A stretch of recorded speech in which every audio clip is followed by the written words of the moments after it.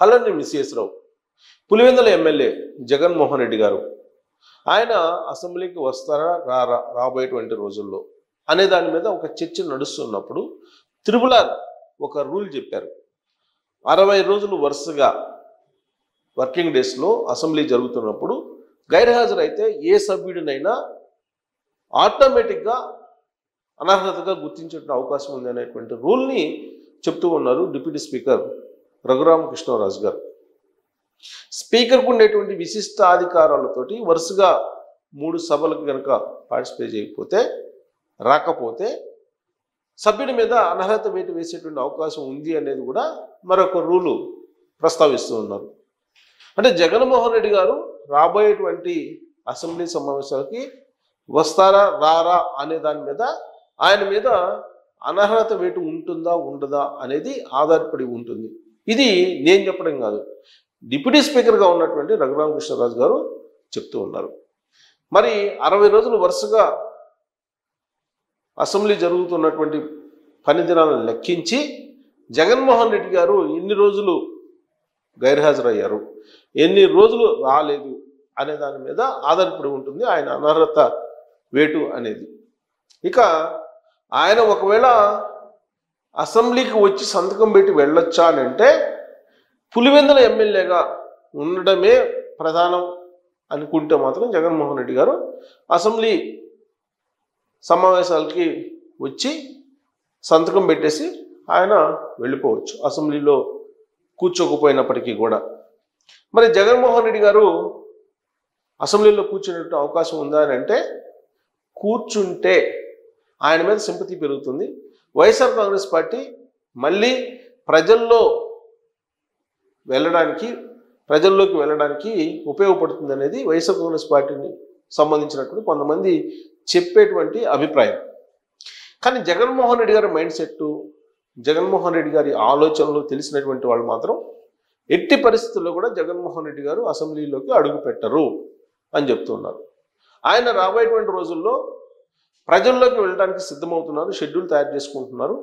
వారానికి 2-3 రోజులు ఆయన లోక్సభ యూనిట్గా చేసుకొని పర్యటిస్తారు, ప్రజల సమస్యలను తెలుసుకుంటారు, ప్రజల్లో ఆయన ఉంటారు అని చెప్పి చెప్తూ ఉన్నారు. అయితే ఇప్పుడు జగన్మోహన్ రెడ్డి గారికి ప్రతిపక్ష హోదా ఇస్తేనే వస్తాను అసెంబ్లీకి అని చెప్తున్నారు. ఆయన ప్రతిపక్ష హోదా ఇవ్వడానికి లేదు, దానికి సంబంధించినటువంటి అర్హత అతనికి లేదు అనేది రఘురామకృష్ణరాజు గారు చెప్తున్నారు. కనీసం మొత్తం సభ్యుల్లో 10% అన్నా ఉండాలి అని చెప్పి చెప్తూ ఉన్నారు. సో 10% సభ్యులు అంటే 18 మంది ఎమ్మెల్యేలు ఉండాలి ప్రతిపక్ష హోదా రావాలంటే సుమారుగా. మన ఆయనకుంది 11 మంది. సో దీంతో ప్రతిపక్ష హోదాకి అర్హుడు కాదు జగన్మోహన్ రెడ్డి గారు అని చెప్పి తేల్చేస్తూ ఉన్నారు రఘురామకృష్ణరాజు గారు. దాన్ని కోర్టులో పిటిషన్ వేసి కోర్టులో డిసిషన్ వచ్చిన తర్వాత ప్రతిపక్ష హోదా తీసుకోవాలని చెప్పి జగన్మోహన్ రెడ్డి గారు ప్రయత్నం చేశారు. కోర్టులో పిటిషన్ వేశారు, హైకోర్టులో పిటిషన్ వేసి తనకు ప్రతిపక్ష హోదా ఇప్పించాలి అని చెప్పి ఆయన వాదనలు చేస్తూ ఉన్నారు.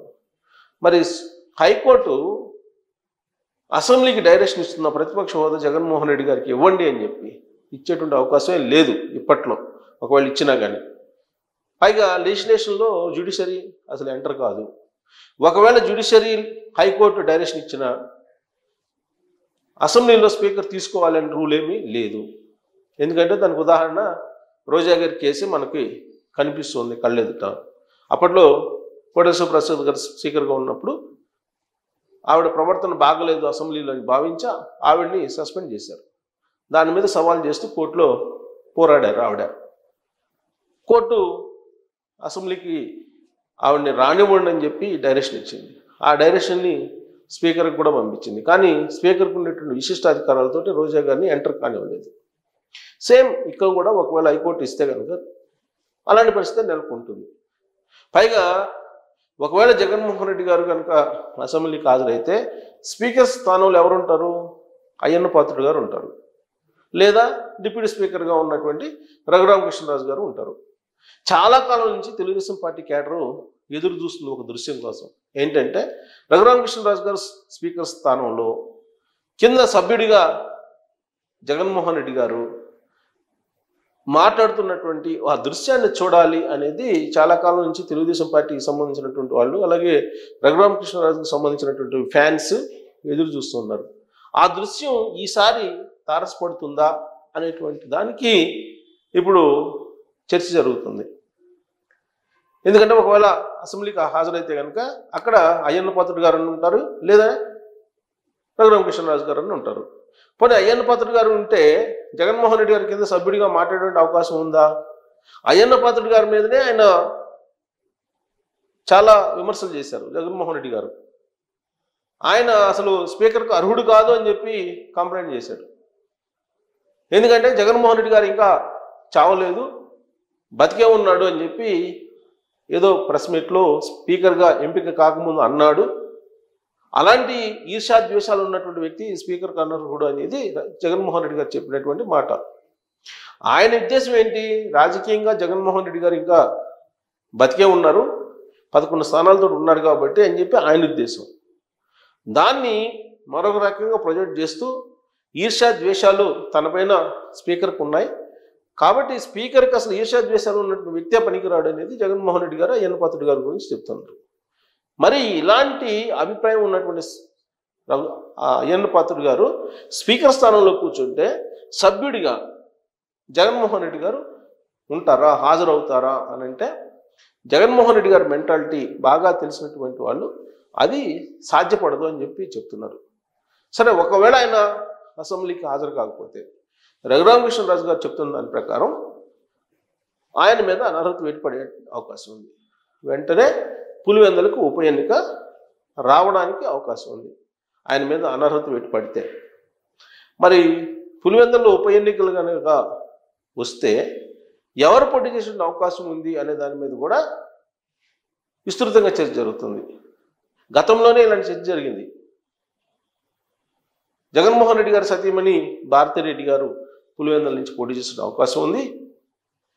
అక్కడ ఉన్నటువంటి కడప ఎంపీగా ఉన్నటువంటి అవినాష్ రెడ్డి గారు ఆల్రెడీ వివేకానంద రెడ్డి గారి మర్డర్ కేసులో నిందితులుగా ఉన్నారు. ఆయన అరెస్ట్ అయితే కనుక ఇమీడియట్గా ఆయన ఎంపీ పదవి నుంచి దిగిపోవాల్సి వస్తుంది. అప్పుడు ఎంపీకి జగన్మోహన్ రెడ్డి గారు, ఎమ్మెల్యేకి పులివెందుల్లో భారతిరెడ్డి గారు పోటీ చేస్తారు.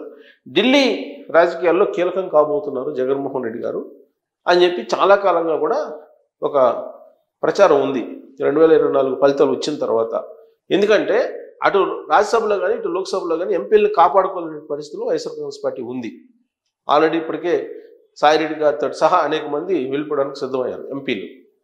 ఎమ్మెల్యేలేమో 8 మంది ఇతర పార్టీలతోటి టచ్లో ఉన్నారు. మరి అలాంటప్పుడు ఢిల్లీలో ఉండటమే సేఫ్ అనేది చాలా కాలంగా జగన్మోహన్ రెడ్డి గారు భావిస్తున్నారు అనేది ఆ పార్టీలో అంతర్గతంగా అంతర్లీనంగా వినిపిస్తున్నటువంటి ఒక న్యూస్.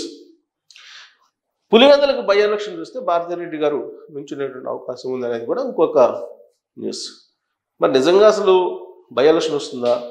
రఘురామకృష్ణరాజు గారు చెప్పినటువంటి రూల్ ప్రొవిజన్ ప్రకారం ఆటోమేటిక్గా జగన్మోహన్ రెడ్డి గారి మీద 60 రోజుల తర్వాత అనర్హత వేటు పడేటువంటి అవకాశం ఉందా? అనర్హత వేటు పడితే ఉప ఎన్నిక వస్తే పులివెందుల్లో ఏం జరగబోతుంది అనే దాని మీద కామెంట్ రూపంలో మీ అభిప్రాయాన్ని తెలియజేయచ్చు. Thank you.